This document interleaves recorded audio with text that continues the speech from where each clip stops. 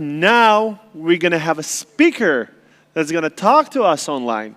So he's going to talk about the human factor in cybersecurity. Do you need a human OS upgrade? He's the CISO of World Health Organization, Flavio Aggio. Flavio, can you hear me?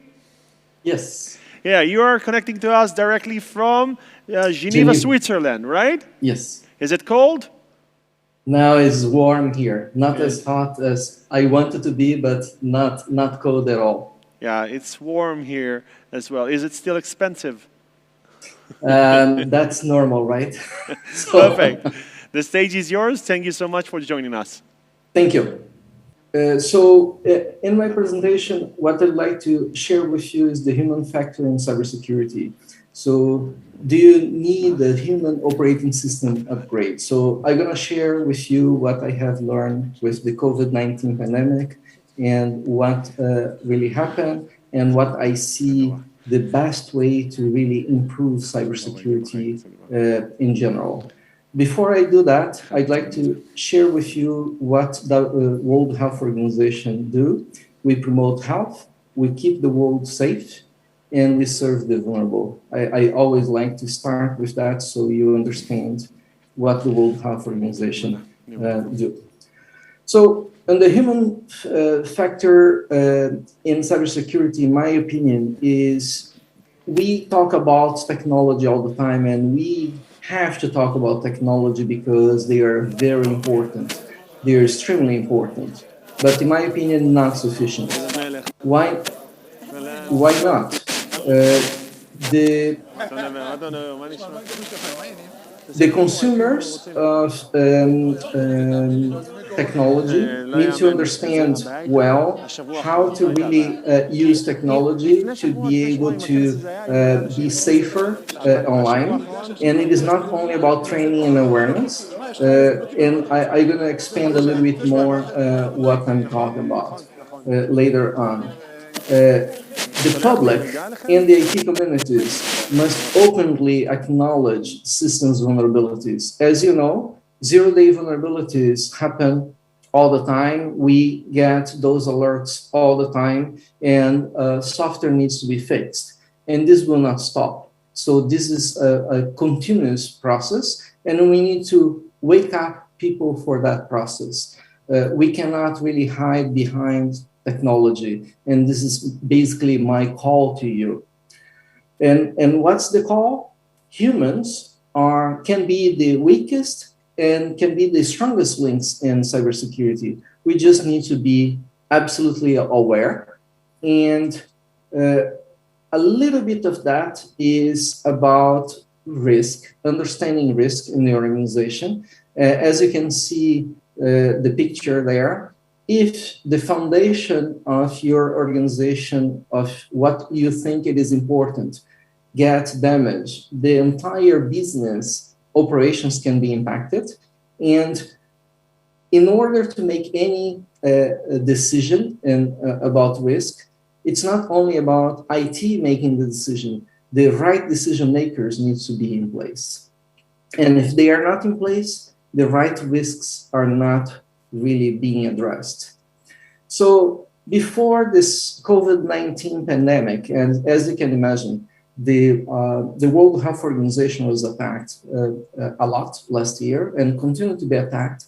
And we changed the mindset in WHO with basic principles. One is using external and internal audit that's old, but one that is not so common in organizations is for the organization to recognize cybersecurity as a principal risk. So if you search on the internet, WHO cybersecurity principal risk, you'll be able to read the official paper recognizing from WHO to the member states that cybersecurity is a principal risk. Cybersecurity policy also was very important and was approved and published after a very long consultation process. From the governance point of view, that is essential. If you don't have a living policy that is not only a book in a shelf, it would be very difficult to really face the COVID-19 pandemic. So our policy is online, it is used, and it is part of the strategy, the governance, the roadmap, and the budget associated with that. And the budget and all of that, it was approved by the WHO IT board, which is internally is called IT Steering Committee. So key important accelerated components that we had in order to protect WHO.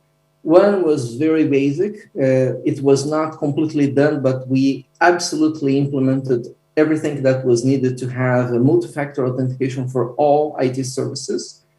We integrate the SOC with the SIM and EDR and vulnerability management. So everything is fully integrated and can be automated, so you spend less time from the detection of a vulnerability or of an attack to the remediation. So that is the important component of that element.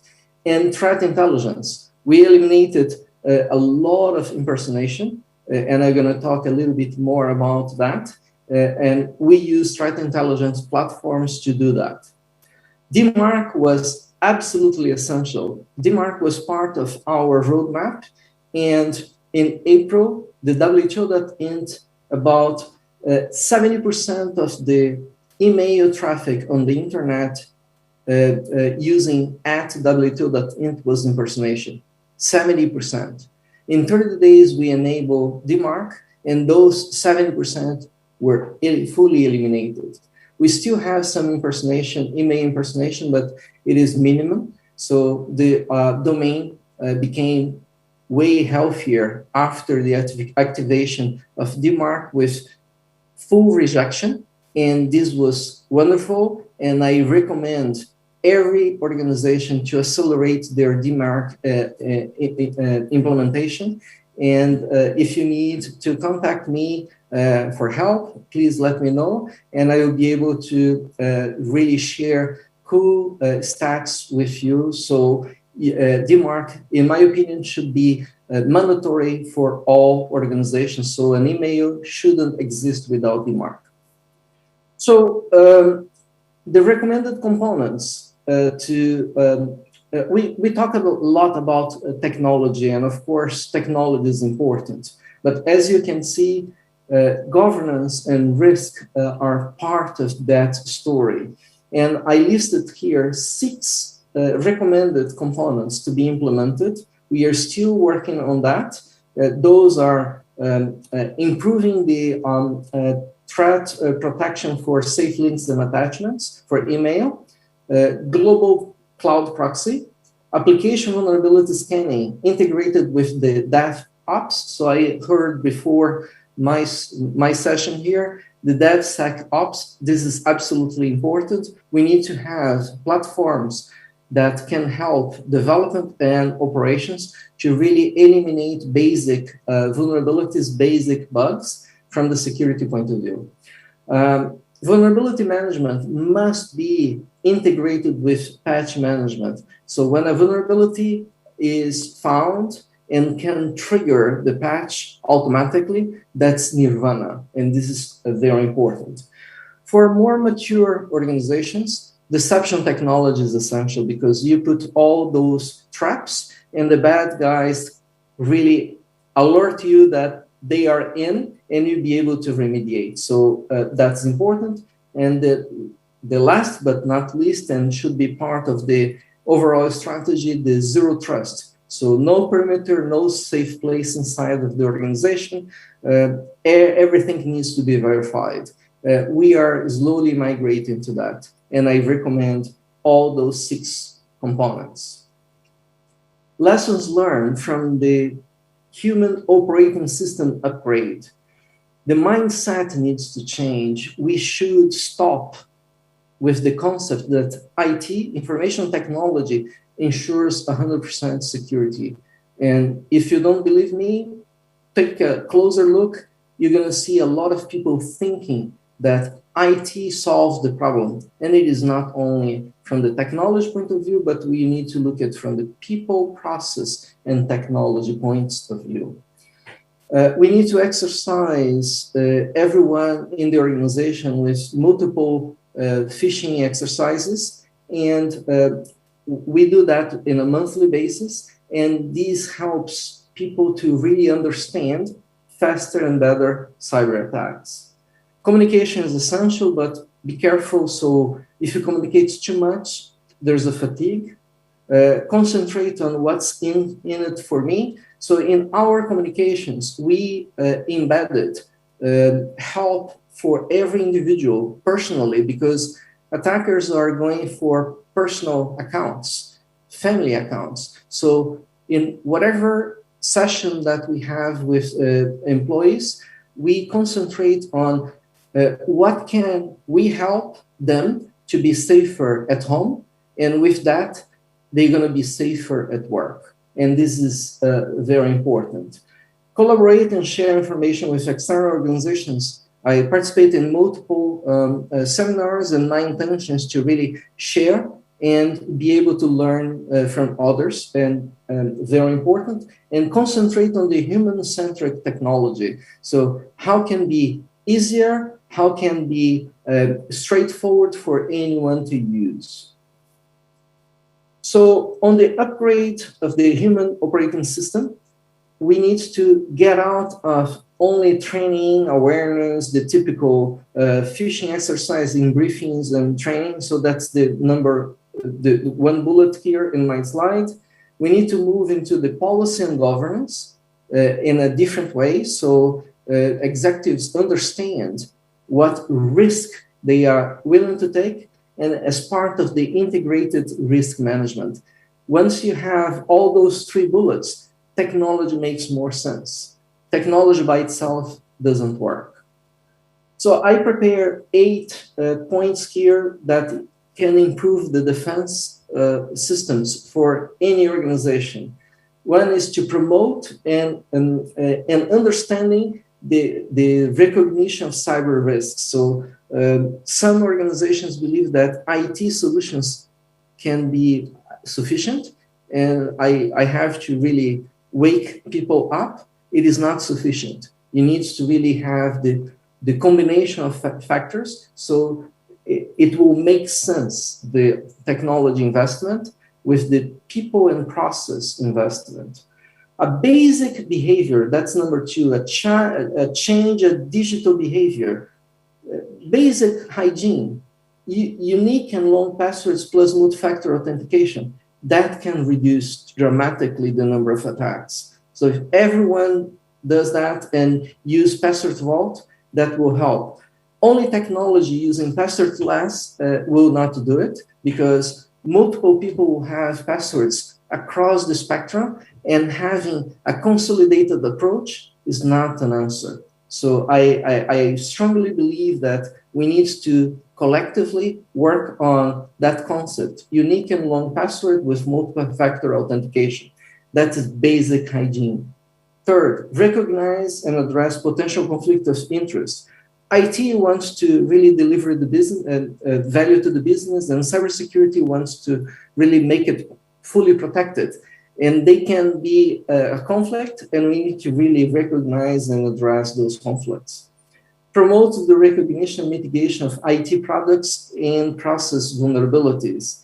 Again, I spoke from the beginning, we need to acknowledge the problem.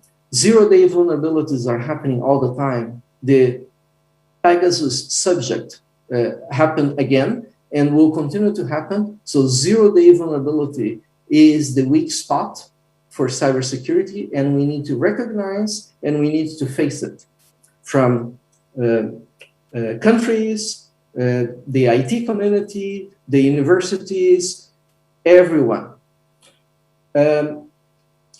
Promote and perform software update continuously. So if a software cannot be automatically updated, it's a major problem. So we need to really work on that in an effective way. We need to enable rapid response. We need to build red and blue teams Fortunately, I created a small red team inside of the WHO and a blue team, and that works fantastically, and we can anticipate what the hackers will do.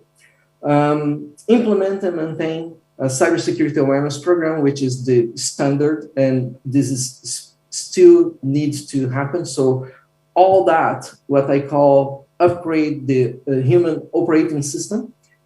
I'm not talking about only technology, I'm talking about processes, behavior, how people should look at cybersecurity and cybersecurity risks. So do we need a human OS upgrade? Absolutely. We need to really talk more about the change of behaviors. We need to change processes. We need to change how people talk about it. We need to be more open. And we need to recognize that the public in IT is industry vendors, etc., can be the weakest and strongest links in cybersecurity. With that, I'm ready for any questions that you might have. I have 2 questions to ask. Sure. Okay, perfect. Are you ready? It goes like this. Question number 1. Can only IT technology mitigate all cybersecurity risks? Absolutely not. And as you know, technologies will always be behind because you don't know what you don't know. So risks are always there. 0 days are a proven record. If you look at the news, you always we're going to see vulnerabilities. So only technology cannot solve it, and it needs to have the traditional defense in that. But it needs to really talk about a change in approach. Again, people, process, and technology. This can help us. So in some ways, people are the main source of the problem, and people should be the main source for the solutions. Both. Okay, perfect. Question number 2. What is essential for the public to do to be safer on the internet? I think it is essential that people should realize that it is an unsafe place, and they need to follow basic hygiene actions. So unique and long passwords for each system, and prefer multi-factor authentication. That's the beginning. That's the start of the process. You mentioned about expensive from Switzerland, but I'm going to use the metaphor from Switzerland that is much better than being expensive. It is the Swiss cheese model. Have you heard about the Swiss cheese model? Okay. Yeah, most people can imagine. So the first layer of the Swiss cheese has a lot of holes. So you need to put the second layer, and hopefully those holes are not aligned, and the holes are the vulnerabilities. And you put as many as Swiss cheese levels that you can afford to the risk that the organization is willing to take. I will try this at home and see if it works. Anything else? Any last message? Any message you want to convey to our audience? I'd like to really open up to any capability to make the change in the industry and make it more louder and clear that we need to be more open about the vulnerabilities. We need to use the opportunity to enable DMARC for email, as I mentioned in the middle of my presentation. We need to really work through our conflicts in the best way possible. And cybersecurity is a collaborative area. So we need to help each other more. And we need to collaborate to make the cyber new reality safer. And this is a journey and will never end. So that's basically my last comment in terms of what I'd like to say. Flavio, thank you so much for your talk, for your insights, for the fact that you took the time and connected to us from beautiful Geneva. I hope you will have a chance to come here soon, and I really hope I will have a chance to go there soon and again. I love Geneva. Thank you so much. Thank you so much. Have a great rest of the meeting. Bye. Thank you. Bye-bye.